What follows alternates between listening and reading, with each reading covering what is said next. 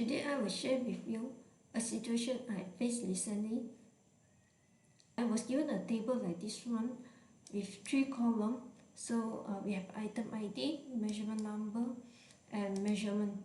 So for each item, we actually have 4 measurements, and their measurement is over here.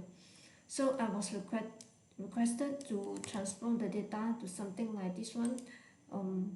He want the data like this one means in horizontal. So for each item, the measurement will be in 4 different columns instead of like this one, everything in together. So basically it's something like this one, which can be easily done with a pivot table. Okay, and there is other way to do that. One of the tedious way is like I did just now, you copy and then you transpose. Another way is you can use the index match to transfer this data into a different column. So first I will show you the easiest way is to use this pivot table. So you just go to insert, select your data, then you go to pivot table, and then the data is selected will be under here, the range, or if you have a table, then it will show you the table number.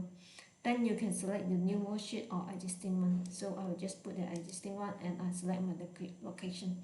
So for example, I just put here, then I click OK. Then now you can see here, so you can just drag and just try and error, see how work best to you. So now this is exactly what we want.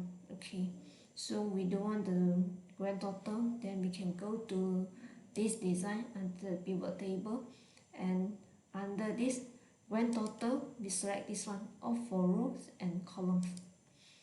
Now yes, you get it exactly the same. This is what expected. Okay, so another way is to use the index match. Okay, I will show you how can we use the index match. So first we use the index, and for this one we select the one we want to have the number, so we can select only one column, and then for the row number we will use the match. Okay, and then for this match we have 2 conditions to fulfill. First we need to look for the item ID, and then the second we need to have the measurement number. Okay, so first we will select this item ID. This is our lookup value, and then the second is this one, the measurement for corresponding to this column.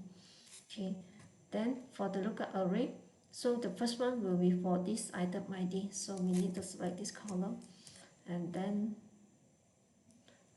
we need to put this ampersand because we have the second condition. Then for the second condition is this measurement number. Same thing, we select the whole column, and then we have this match type. So we put 0 because we want the exact match. Okay, now we are done with this row. For this row number under this index, now we can just close the bracket. And for this one, because this is an array formula, so we need to use the shift control enter. Now you can see the curly bracket in this formula bar. So means this is an array formula. Okay, before that we want to freeze the cell because we want to be able to drag the column and across the column and it will not change. Okay, so for this one we need to freeze only the column because we want it to be able to change when we drag below the row. Okay, so we put the dollar in front of F, and then for this G1 we want it to freeze always at the row number 1, so we will put this dollar sign in front of 1. And for the column, then we can press S4 and F4 to freeze it. So now again you need to use the shift control enter. Okay, now you just drag and we can double check later. Now we have this 18, 25, 66 and 8. Okay, then the second one you have So basically this is about the same like the previous pivot table. So if you are familiar with the index match, then you can use this one. Of course, the pivot table is a much easier way to do. Okay, so I hope you learned something, and if you have a better way to solve this problem, then you can share with me. Thank you.